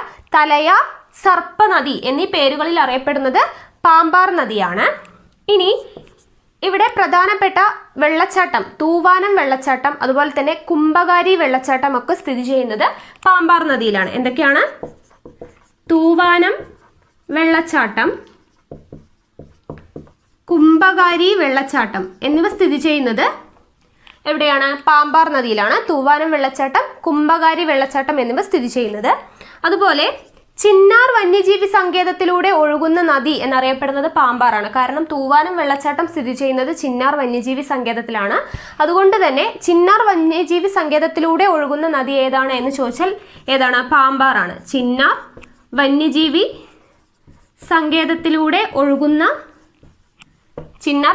സങ്കേതത്തിലൂടെ ഒഴുകുന്ന നദി കൂടിയാണ് പാമ്പാർ. ഓക്കെ, അപ്പൊ പാമ്പാർ എന്ന് പറയുന്നത് കിഴക്കോട്ടൊഴുകുന്നവയിൽ ഏറ്റവും ചെറുതാണ്. 25 കിലോമീറ്റർ ആണ് ദൈർഘ്യം എന്ന് പറയുന്നത്. ഉത്ഭവം എവിടെ നിന്നായിരുന്നു? ബെൻമൂർ ടീ എസ്റ്റേറ്റ്, ഇടുക്കി ജില്ലയിലെ ബെൻമൂർ ടീ എസ്റ്റേറ്റിൽ നിന്നാണ് ഉത്ഭവിക്കുന്നത്. പതിക്കുന്നത് കാവേരി നദിയിലാണ്. ഇനി മറ്റു പേരുകൾ, പാമ്പാർ നദി അറിയപ്പെടുന്ന പേരുകളാണ് തലയാർ, അതുപോലെ തന്നെ സർപ്പനദി എന്നൊക്കെ അറിയപ്പെടുന്നുണ്ട്. അവിടെയുള്ള പ്രധാനപ്പെട്ട വെള്ളച്ചാട്ടമാണ് തൂവാനം വെള്ളച്ചാട്ടം, കുംഭകാരി വെള്ളച്ചാട്ടം. അതുപോലെ ചിന്നാർ വന്യജീവി സങ്കേതത്തിലൂടെ ഒഴുകുന്ന നദി എന്നറിയപ്പെടുന്നത് ഏതാണ്? പാമ്പാർ നദിയാണ്. ഇനി നമുക്ക് ഇതിന്റെ പോഷക നദികൾ ഏതൊക്കെയാണെന്ന് നോക്കാം. പാമ്പാർ നദിയുടെ പ്രധാനപ്പെട്ട പോഷക നദികളാണ്. അതിന്റെ കോഡ് ഒന്ന് നോക്കുക. പാമ്പായപ്പോൾ മൈ രവി തീയെടുത്ത് ചങ്കിൽ തേച്ചു. എന്താണ്? പാമ്പായപ്പോൾ മൈ രവി തീയെടുത്ത് ചങ്കിൽ തേച്ചു. ഇതാണ് നമ്മുടെ കോഡ് എന്ന് പറയുന്നത്. അതിൽ പാമ്പായപ്പോൾ എന്നുള്ളതിലെ പാമ്പ എന്നുള്ളതിൽ നിന്നാണ് നമുക്ക് പാമ്പാറിന്റെ പോഷക നദികളാണ് എന്ന് മനസ്സിലാക്കാൻ പറ്റുന്നത്. അപ്പൊ പാമ്പാറിന്റെ പോഷക നദികളാണ് ഏതൊക്കെയാണ്? മൈ എന്നുള്ളതിൽ നിന്നും മയിലാടി. ഓക്കെ, മയിലാടി. രവി എന്നുള്ളത് ഇരവി കുളമാണ്. ഇരവി അതിലെ രവി എന്ന് പറയുമ്പോൾ ഇരവി കുളം എന്ന് ഓർക്കുക. തീയെടുത്ത് എന്നുള്ളതിൽ നിന്നും തീർത്ഥമാല. തീ എന്താണ്? തീർത്ഥമാല. ചങ്കിൽ എന്നുള്ളതിൽ നിന്നും ചെങ്കലയാർ. തേച്ചു, തേ എന്നുള്ളതിൽ നിന്നും തേനാർ. എന്താണ്? തേനാർ. അപ്പൊ പാമ്പാറിന്റെ പോഷക നദികളുടെ കോഡാണ് പാമ്പായപ്പോൾ മൈ രവി തീയെടുത്ത് ചങ്കിൽ തേച്ചു. ഓർത്തു വെക്കുക. മയിലാടി, ഇരവികുളം, തീർത്ഥമാല, ചെങ്കലയാർ, തേനാർ. ഇത്രയുമാണ് പാമ്പാർ നദിയുടെ പോഷക നദികൾ. എന്നിട്ട് നോക്കാം, PSCയുടെ പ്രീവിയസ് ഇയർ ക്വസ്റ്റ്യൻ പേപ്പേഴ്സ് നോക്കിയാൽ കുറേ നദികൾ റിപ്പീറ്റ് ചെയ്ത് മാറി ചോദിച്ചിട്ടുള്ള കുറേ നദികൾ കാണാനായിട്ട് പറ്റും. അങ്ങനെയുള്ള നദികളാണ് ഇവിടെ ഉൾപ്പെടുത്തിയിരിക്കുന്നത്. അവ ഏതൊക്കെയാണെന്ന് നോക്കാം. ചന്ദ്രഗിരിപ്പുഴ എന്ന് വെച്ചാൽ ചന്ദ്രഗുപ്ത മൗര്യന്റെ പേരിൽ അറിയപ്പെടുന്ന പുഴ ഏത് എന്ന് ചോദിച്ചാൽ ഏതാണ്? ചന്ദ്രഗിരിപ്പുഴയാണ്. ചന്ദ്രഗുപ്ത മൗര്യന്റെ പേരിൽ അറിയപ്പെടുന്ന നദി ഏത് എന്ന് ചോദിച്ചാൽ ഏതാണ് ആൻസർ? ചന്ദ്രഗിരിപ്പുഴയാണ്. അതുപോലെ തന്നെ പയസ്വിനി എന്നറിയപ്പെടുന്ന നദി ഏത് എന്ന് ചോദിച്ചാലും ഏത് തന്നെയാണ് ആൻസർ?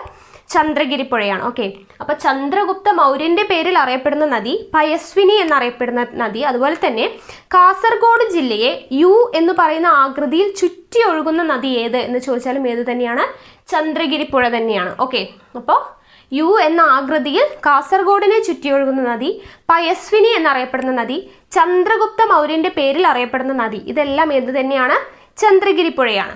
ഇനി അടുത്തത് മഞ്ഞ നദി മൂരാട് പുഴ എന്നറിയപ്പെടുന്നത്, കേരളത്തിന്റെ മഞ്ഞ നദി എന്നറിയപ്പെടുന്നത് കുറ്റ്യാടിപ്പുഴയാണ്. അതുപോലെ മൂരാട് പുഴ എന്നറിയപ്പെടുന്നതും ഏത് തന്നെയാണ്? കുറ്റ്യാടിപ്പുഴ തന്നെയാണ്. അപ്പോൾ കുറ്റ്യാടിപ്പുഴയാണ് കേരളത്തിന്റെ മഞ്ഞ നദി. അതുപോലെ തന്നെ മൂരാട് പുഴ എന്നറിയപ്പെടുന്നതും ഏത് തന്നെയാണ്?